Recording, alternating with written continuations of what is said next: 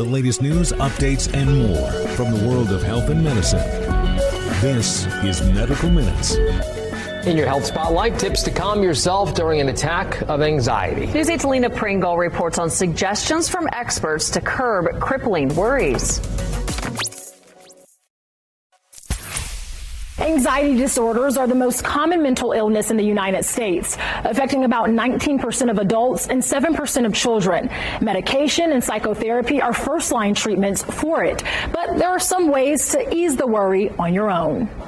More than 40 million Americans live with an anxiety disorder. If you have anxiety, the intense fear and worry can be crippling, even if you're in a safe situation. Anxiety doesn't make any sense. It's irrational, it's unreasonable, but it's very real to that person in that moment. McHugh says there are some ways to help calm yourself during an episode of anxiety. First, try distraction.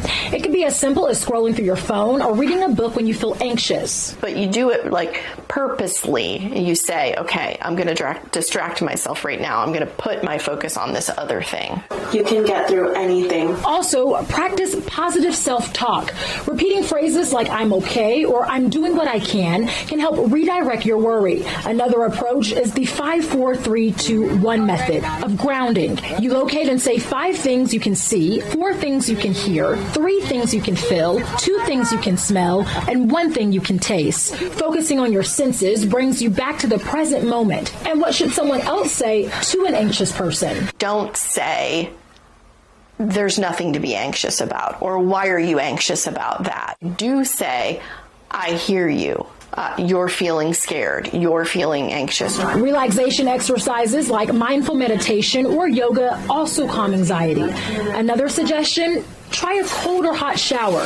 A cold shower can jolt your system and distract your thoughts, and a hot shower will loosen tense muscles. You might also want to reduce your caffeine intake if you're prone to anxiety. Research shows that in people with panic disorder, caffeine consumption can increase levels of anxiety and the chances of having a panic attack. And of course, McHugh says if nothing gets your anxiety under control, find a licensed therapist who specializes in it. This is the Medical Minutes Podcast. Be informed and stay connected for the latest news and information when you like, subscribe, and follow this podcast. And discover even more from the All Indiana Podcast Network. Now at allindianapodcast.com.